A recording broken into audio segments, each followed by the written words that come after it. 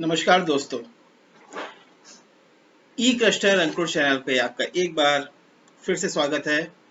दोस्तों की जैसे आप जानते हैं कि मैं अपने चैनल पे पढ़ाई के वीडियोस भी डाल रहा हूँ, टीचर्स के इंटरव्यूज भी ले रहा हूँ और कुछ मोटिवेशनल स्टोरीज भी डाल रहा हूँ बच्चों के लिए, ताकि वो मोटिवेट हो और देश के लिए, अपने लिए, अपने समाज के लिए कुछ बढ़िया काम करें।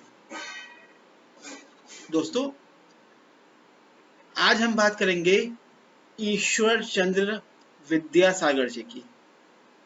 नाम मेरे ख्याल में ज्यादातर लोगों ने सुना ही होगा। उनका जन्म की अगर हम बात करते हैं तो वो 26 सितंबर 1802 में हुआ था, बिरसिंघा, बंगाल में। बंगाल प्रेसिडेंसी की हम बात करते हैं, उस जमाने में थी, ठीक है। और जो उनकी डेथ हुई थी वो हुई थी 29 जुलाई 1891 में। उनकी डेथ कोलकाता में हुई थी। दोस्तों विद्यासागर जी ने एजुकेशन को प्रमोट करने के लिए बहुत काम किया था, लेकिन आज जो हम बात करेंगे उनके बारे में, वो बेसिकली बात करेंगे विधवा विवाह को कैसे उन्होंने बढ़ावा दिया। दोस्तों, जिस टाइम पे अंग्रेजों का शासनकाल चल रहा था भारत में, ये तभी की बात है क्योंकि 1802 में विद्यासागर जी पैदा हुए थे और 1891 में उनकी डेथ हुई थी। तो दोस्तों, जब अंग्रेजों का शासन चल रहा था उस टाइम पे जो हमारे पुरातन पंडित कह लीजिए या जो हमारे पंडितों का पूरा समाज था, जो हम कह सकते हैं, उन्होंने विधवा विवाह उस टाइम पे अलाउ नहीं था। मतलब जैसे किसी स्त्री का अगर पति की डेथ हो गई है तो उस केस में उस स्त्री का दोबारा विवाह नहीं होता था। उस जमाने में अगर विधवा विवाह की कोई बात कर ले या उसके प्रचलन की बात करे तो ये एक बहुत बड़ा ही चुनौतीपूर्ण कार्य था, और विद्यासागर जी ने इसी विधवा विवाह को प्रचलित करने की कोशिश करी थी।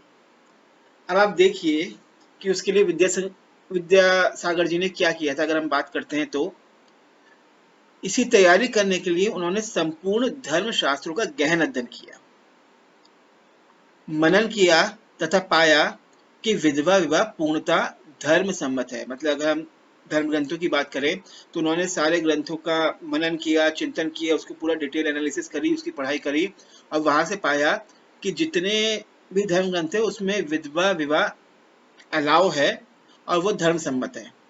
शास्त्रों में इसका कहीं विरोध नहीं है। आप समझ रहे हैं? उस टाइम पे बंगाल में एक पत्रिका आती थी वामा बोधनी के नाम से। उन्होंने उस वामा बोधनी नाम की एक पत्रिका में नियमित अपने विचार प्रकाशित करना आरंभ किए। एक बड़ा ग्रंथ भी लिख डाला। पुरातन पंथियों ने, जो पुंगे होते हैं पंडित, उन्होंने विद्यासागर पर आलोचनाओं तथा अपशब्दों की बौछार लगा दी। लगाएंगे क्योंकि उनकी दुकानें बंद हो रही होंगी। कई कट्टरपंथी, जो कट्टरपंथी होते हैं, जो ना कहते हैं कि ऐसा है तो ऐसा ही है, पढ़ा तो कुछ होता नहीं है, बोलते जाते हैं, ठीक है। तो कई कट्टरपंथी की अगर हम बात करते हैं तो उन्होंने उन्हें मार डालने तक की धमकी देने लगे। लेकिन जो वामा बोधनी में जो उन्होंने अपने आर्टिकल प्रकाशित कर रहे थे, तो वो जब लोगों ने पढ़ना शुरू किया और उन्होंने साथ ही साथ धर्म ग्रंथों के बेसिस पे उन्होंने अपनी बातों को क्लियर करना शुरू किया, तो धीरे धीरे उनके तर्क एवं शास्त्रोक्त प्रमाण, मतलब शास्त्रोक्त प्रमाण का मतलब होता है कि शास्त्र युक्त प्रमाण, मतलब शास्त्रों से हम चीजों को प्रूव करने की कोशिश कर रहे हैं, शास्त्रोक्त प्रमाण लोगों के गले उतरने लगे। ईश्वर चंद्र विद्यासागर ने स्वयं अपने पुत्र का विवाह एक विधवा के साथ किया था। सैकड़ों विधवा विवाह अपने हाथों से कराए थे। ये जब उनकी ये पूरी आग बहुत ज्यादा जब फैल गई तब पूरा एक जनमत इकट्ठा हुआ, पूरी लोगों की भीड़ इकट्ठी हुई। जनमत का समर्थन सरकार के पास पहुंचाया गया, मतलब सभी लोग तैयार हुए कि विधवा विवाह होना चाहिए, और अंत में जुलाई 1856 में विधवा विवाह को वैध माने जाने का कानून पास हो गया। मतलब ये वैध है, मतलब इसमें कोई गलत बात नहीं है।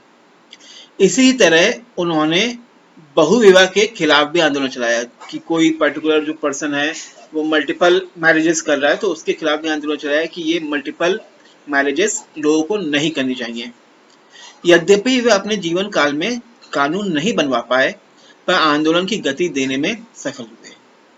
धन्य हैं ऐसे लोग जिन्होंने सभ्य समाज की नींव रखी। दोस्तों, अगर आप उस पीरियड के लोगों की बात करेंगे तो उन्होंने रिफॉर्म्स लाने के लिए, मतलब देश में चेंजेस लाने के लिए इतने तरह तरह के कार्य करे।